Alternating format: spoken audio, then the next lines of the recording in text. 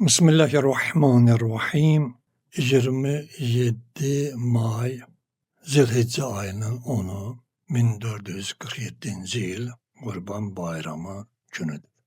Bu gün münasibətilə bütün möminləri, müsəlmanları təbrik edirik və həccə gedənlərin həclərinin qəbul olması üçün, qurban kəsənlərin qurbanlarının qəbul olması üçün və hər bir şəxs ki, Allah yolunda bu günlərim hansı bir əməli salih iş görübsə, onun qəbul olmasını Allahdan istəyirik. Allah bütün möminlərə həccə beytinə gedib ziyarət eləməyi inşallah nəsib eləsin. Qurban bayramı günündə bir çox əməllər var. Əlbəttə, Qurban bayramı haqqında çox danışılıb. Ona görə mən bəzi nöqtələrə toxunmaq istəyirəm. Birincisi budur ki, hər kəs ki, həccə gedir, diqqətli olmalıdır. Həccə gedən şəxslər özlərinin niyyətlərini xalis eləməlidir. Palın, paltarın, varın, hər bir şeyi paklamalıdır və həccə gedən hər bir şəxs həccə xərclədiyi xərclərin xumsunu verməlidir. Əhl-i Beyt məktəbində bu cürədir. Başqa məktəblərdə zəkat filan, bizdə də zəkat var, amma həcc pulu mütləq xümsü çıxarılmalıdır. Əgər xümus verəndirsə başqa, pulu pakdır. Əgər xümus verən deyilsə, əgər o şəxs xümsü vermədən Məkkəyə gedərsə, onun həcci batildir. Və bugünkü gün qusul eləmək müstəhəb əməllərdəndir.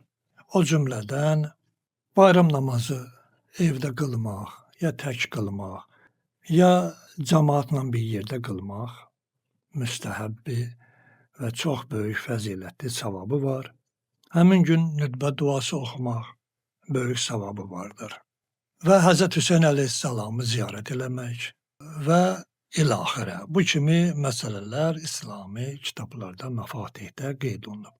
Yeri gəlmişkən bir hədisi diqqətinizə çatdırım. Böyük alim, mühəddis Hurr Amili Hədis-i Quds kitabı yazmışdır. Onun 580-ci səhifəsində 631-ci hədisdə həcc məsələlərindən bir hədis qeyd edilir və hədisin axır cümləsini oxuyuram. Sonra Allah Teala buyurar, ruzisinə genişlik və firavanlıq verdiyim hər hansı bir bəndə hər 4 ildən bir Kəbənin ziyarətinə gəlməsə, mənim mərhəmətimdən məhrum olar. Bu hədisə diqqət eləyək. Baxırsan ki, bəzi möminlər, imkanlı möminlər ki, ruzları artır, bərəkətləri artır.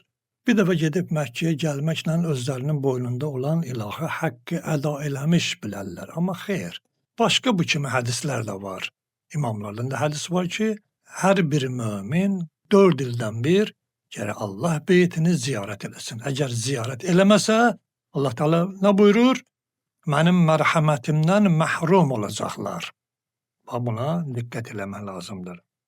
Bəzilərində istəyirəm ki, diqqətinizə çatdıram ki, onlar bugünkü gündə biz belə deyək, onlara rast gəlirik. Bəzi həclər gedirlər, həcdə öz bildikləri kimi hərəkət eləyərlər. Bəzən görürsən ki, Minaya getməzlər. Minaya gedib bir gündən sonra istədikləri hərəkət eləyərlər. Bunlar da diqqətli olsunlar. Çünki onların o əməlləri həclərinin batilliyinə gətirib çıxarar və böyük cəzaya məhkum olarlar.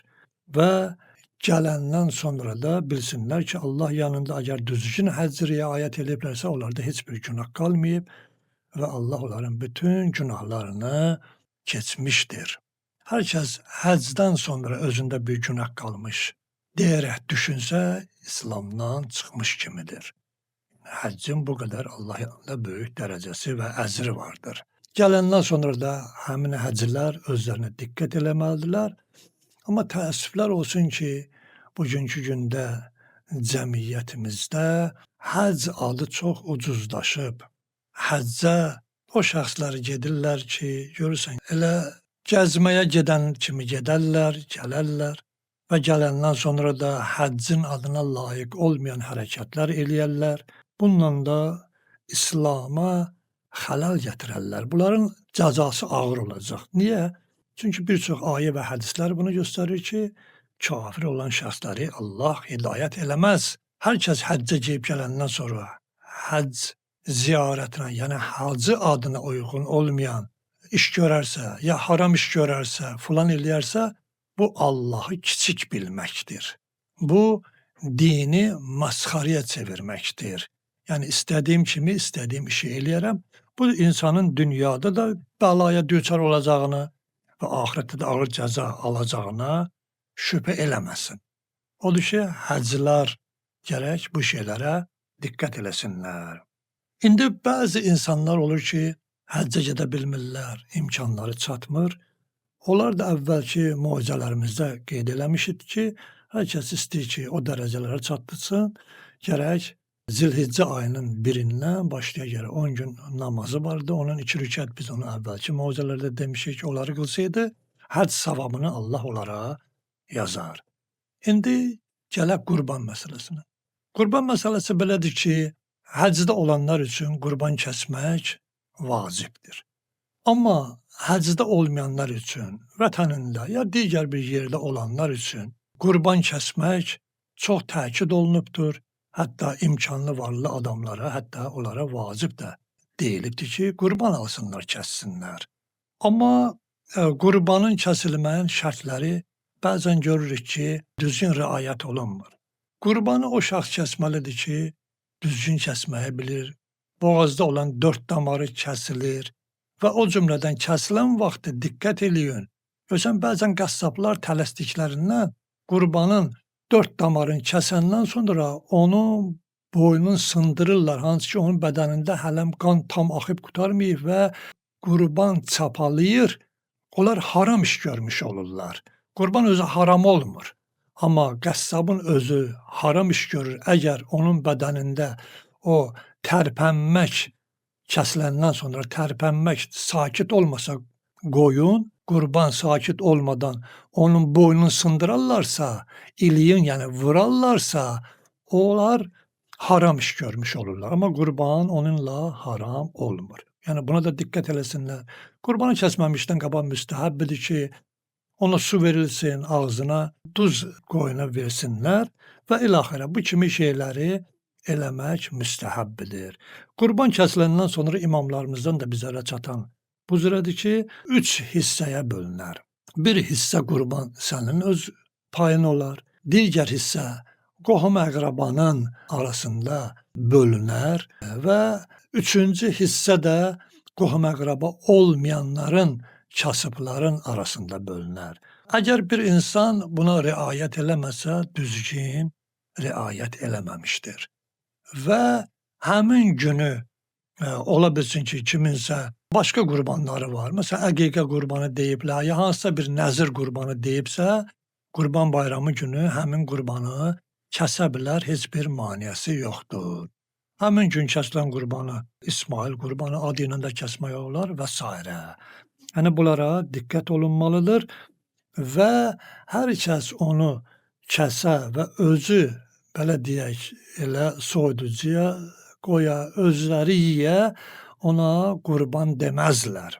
O elə bir dənə qoyun kəsmişdi, özü üçün elə getdiydi və bir neçə nəfər, 1 nəfər, 3 nəfər, 5 nəfər yığışıb, belə deyək, qurban misal üçün pulunu yığa bilərlər, hərəsi müəyyən qədər, gücü çatan qədər, biri 30 manat, biri 50 manat misal üçün qoya bilər və 3-5 nəfər eləyə bilər ki, o qurbanı kəssinlər, yəni şərik olsunlar. Buna da heç bir maneə yoxdur. Və qurban da ki, ancaq qoyundan, mal-qaradan və dəvə, bu kimi şeylərdən, heyvanlardan. Onlar başqa, məsəl üçün bəzən deyirlər ki, xoruzlu filan da belə olmaz. O qurban sayılmaz. Allah 4 ayaqlı heyvanlardan ki, halallığı hansı ki qeyd etdiyimiz, onlardan qurban kəsilməlidir. Və bunlar da qeyd etdiyimiz kimi fəqir-füqaraya.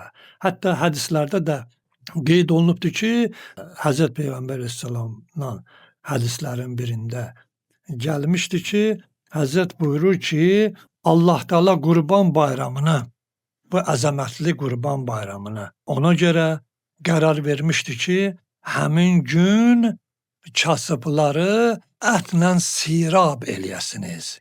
Yəni kasıblara o qədər ət verəsiniz ki, onlar sevinsinlər, heç olmasa doyunca bir ət yesinlər. Bax bu Əleyhisselamdan Peyğəmbərin dilindən söylənilən bir hədisdir. İndi ola bilsin ki, müəyyən insanlarda əqidəsində də müəyyən səhvlər ola bilər. İmam Zeynul Abidin Əleyhisselamın əgər diqqət eləsək, o həcdən gələn bir sahabə ki, Şibli adında Həzrətin dostlarından var idi. Ondan soruşur ki, sən həcdə təxminən 44 sual eləyir ondan. Filan yerə getdinmi, niyyətin bu oldu mu, Ərəfədə nə niyyət elədin filan, ta gəlir qurban kəsilmək məqamına. Həzrət buyurur ki, ey Şibli, sən Ərəfətdə, üzr istəyirəm, siz Minada qurban kəsdinizmi? Dedi, bəli. Dedi, niyyətin nə oldu? Dedi, niyyətin bu oldu ki, Allah üçün qurban kəsirəm, qurbatan ilallah. Həzrət buyurdu ki, ey Şibli, əgər qurbanı sən kəsərkən niyyətin belə olmasa, ilahi, mən nəfsimi ayağımın altına qoyub kəsirəm.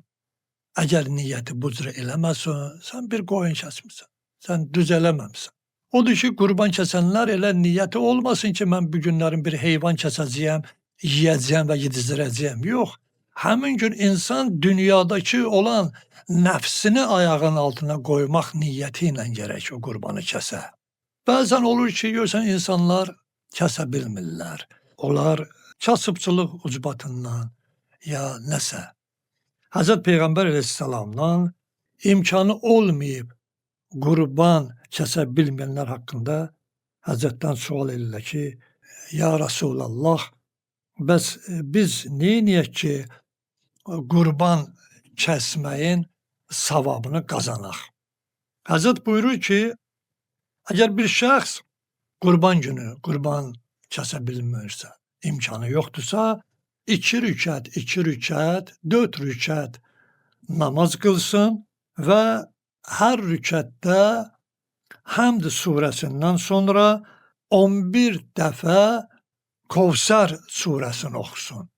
Həm birinci rükətdə, həm ikinci rükətdə Həmd surəsindən sonra 11 dəfə Kovsər surəsi oxusun və namazı tamamlasın və qalxıb təzədən ikinci eyni namazı da təkrar qılsın, yəni 2-2, 4 rükət namazı qılsın.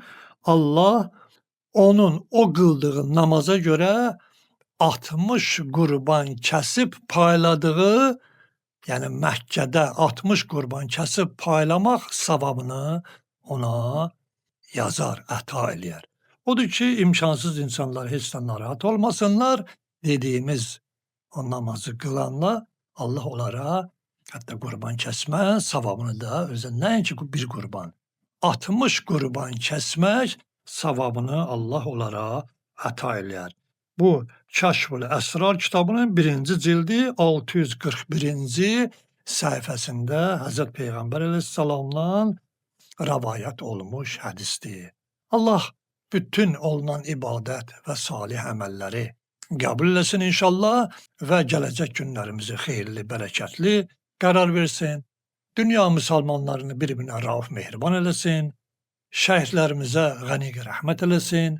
Bizim də şəhidlərimizin ruhun ali, fəzilətli məqamlara çatdırsın inşallah. Günahlarımızı əfv eləsin. Bütün möminləri bir-birinə qardaş qərar versin. Tezliklə İmam-ı Zamanın gəlişi ilə yer üzərində İslamı hakim qərar versin və bugünkü gündə İslamın başında olan zalim kafirlərin o təhlükəli odların öz başlarına töksün. İslamı qalib eləsin və Peyğəmbər, Ali Peyğəmbər xatirinə tezliklə İmam Zamanın gəlişi ilə dünyada İslamı bütün dünya üzərində hakim qərar versin və Peyğəmbər, Ali Peyğəmbər xatirinə aqibətimizi də xeyirli qərar versin. Esselamu aleykum və rəhmətullahi və bərəkatuhu.